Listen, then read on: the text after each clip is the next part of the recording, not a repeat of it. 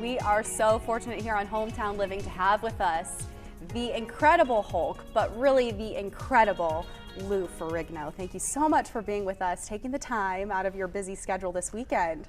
Thank you. Well, you grew up reading the comic books, reading the Hulk. You know, they say never meet your heroes, but you got to be one. When you got the call or the word that you were going to play the Hulk, did you even know then that this would be that iconic and life-changing? Not really, because when I was training for the Miss Olympia competition in 1976, and then 6 weeks before I received a phone call, they had the audition.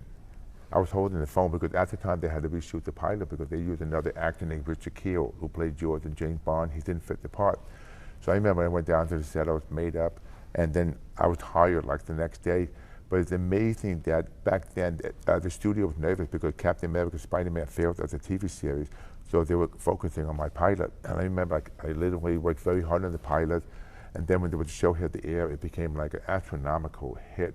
And you know, it changed everything. It really did. It's so iconic, and you know, with the hesitation of some of those other pilots not going well, and the Hulk just really taking off. Why do you feel that this character, whether it was the TV series or this, has spanned generations? I told you earlier, my dad grew up reading them, I grew up reading them, my own daughter is now reading the Hulk. Why is this character transcending all of these generations? I think it's because the fact that not only because the way he looks physically, because every one of us has a little Hulk inside of us, so he releases that frustration, that demons. You know, sometimes you're in the car, you're angry, or sometimes you're in the phone booth.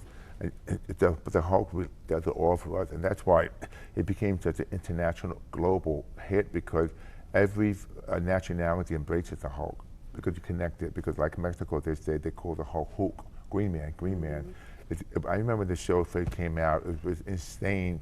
But a lot of people, you know, doing the Hulk pose. Lou, oh, we're still doing it though, Lou. Yeah, I mean, it's great. It's wonderful. So going back to getting ready for the part, you know, you bodybuilding have won so many awards. What's harder, a bodybuilding show or putting on the green makeup? Because that was a process, right? Well, the makeup was much harder, but at the same time, when I filmed the Hulk, I showed what you call a pantomime. That means acting without speaking. Because I was beginning of my career as an actor, that shows the emotion that came naturally for me. But at the same time with the makeup, because the makeup took like 4 hours to put on, I had to sustain and get made up, retouch all day long. I'd be the first one to set and the last one to leave. Yeah. I mean, what a process. 5 years. Yeah, 5 years of putting on the green paint, and just what a legacy that you've really built. And it still is so popular amongst fans, and you get to see them up close in person and enjoy that experience with the fans. And do you feel, you know, with the blockbuster movie series, but even in print, the Hulk, even in 2019, won some awards for the comic book. I mean, are you feeling that the representation of the Hulk with She-Hulk is bringing new fans out for the Hulk? Yes, because it started with my show. That's why you have a whole now. You have A-list actors playing the different characters, like the Avengers, the Endgame. But everybody goes back to the original, and that's why, like, I remember when people come to the show, they talk about the series. See, my series showed a late and compelling message about life.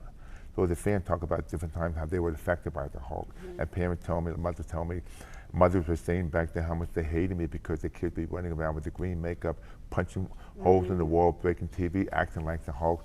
So, I mean, yeah, I still hear it today. You still hear it today. Well, you're doing something this afternoon with the Elkhart Police Department. What are you doing this afternoon? Well, I've been a deputy sheriff for 18 years. I'm certified. I'm getting sworn in at the honorary in Elkhart Sheriff Department because I want to show my support, because a lot of police officers, they get a bad rap, especially people don't realize that it's not the police or the deputies out there. They're putting their life in danger, protecting life and property. My father was an NYPD lieutenant, so law enforcement went to my family. That's why I feel like now I'm giving back. And I want to give a good message that the fact that, you know, we're very fortunate to have a good police sheriff department in this country, especially Elkhart.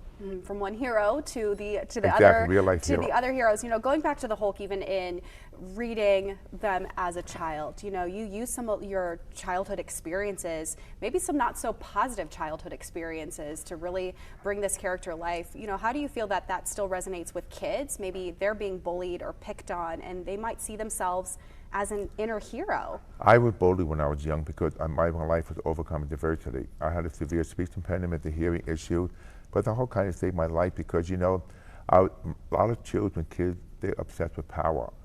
So when I read the Hulk comic book, it helped me to escape the pain I was going through, the rejection. In my imagination, read about these different characters. That's why comic books are so popular.